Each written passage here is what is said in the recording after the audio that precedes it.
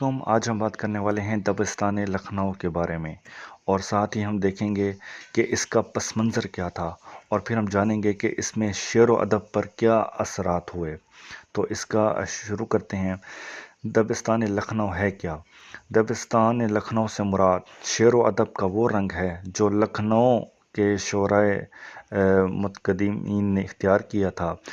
جب دہلی کا سہاگ لٹا، دہلی میں قتل و غارت گری کا بازار گرم ہوا، تو دہلی کے اہل علم فضل نے دہلی کی گلیوں کو چھوڑنا شروع کیا، جس کی وجہ سے فیض آباد اور لکھنؤ میں علم و ادب کی محفلیں نے فروغ پایا۔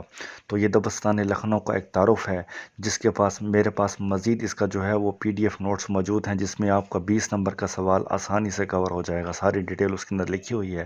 یہاں میں آپ کو کنسیپٹ کلیئر کرانے کی کوشش کرتا ہوں۔ جو اگر PDF نوٹس چاہیے تو آپ نے مجھے کمنٹ کرنا ہے، میں آپ کو بالکل فری جو ہے یہ PDF نوٹس آپ کو دے دوں گا۔ اب ہم بات کرتے ہیں پس منظر کیا تھا۔ تو دہلی میں قتل و غارت گری کا بازار گرم ہوا، تو دہلی کے اہل علم فضل نے دہلی کی گلیوں کو چھوڑنا شروع کیا، جس کی وجہ سے فیض آباد اور لکھنؤ میں علم و ادب کی محفلوں نے فروغ پایا۔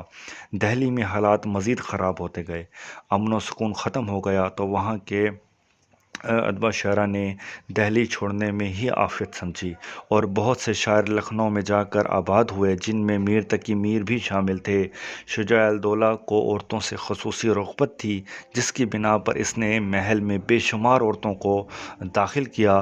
سلاطین کی عیش پسندی اور پست مذاقی نے طوائف کے معاشروں کا اہم جز بنا دیا۔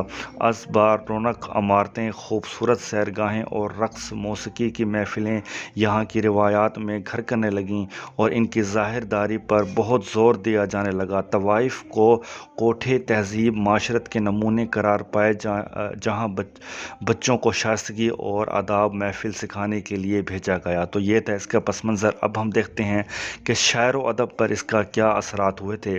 جب دہلی کی بے امنی اور انتشاری پر اہل علم فن عہد اور خاص کر لکھنؤ میں اکٹھا ہونا شروع ہو گئے، یوں شاعری کا مرکز دہلی کی بجائے لکھنؤ میں قائم ہوا۔ دربار کی سرپرستی نے شاعری کا ایک عام ماحول پیدا کر دیا، جس کی وجہ سے شعر و شاعری کا چرچا اتنا پھیلا کہ جا بجا مشاعرے ہونے لگے۔ امراء روسا اور عوام سب مشاعروں کے دیوانے تھے۔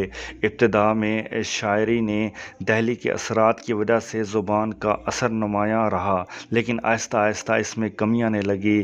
مصحفی اور انشاء کے عہد تک تو دہلی کی داخلیت اور جذبات نگاری اور لکھنؤ کی خارجیت اور رعایت لفظی ساتھ ساتھ چلتی رہیں، لیکن آہستہ آہستہ لکھنؤ کی اپنی خاص زبان اور لب و لہجہ بھی نمایاں ہوتا گیا، اور یوں ایک نئے دبستان کی بنیاد پڑی، جس نے اردو ادب کی تاریخ میں دبستان لکھنؤ کے نام سے ایک مستقل باب کی حیثیت اختیار کر لی۔ تو یہ تھے وہ تمام باتیں۔ مزید میرے پاس اگر آپ کو کچھ اس میں پوچھنا ہے تو آپ کمنٹ کریں، میں آپ کے لیے ضرور بناؤں گا۔ تو امید ہے آپ کو ویڈیو اچھی لگی ہوگی۔ اپنا خیال رکھنا۔ اللہ حافظ۔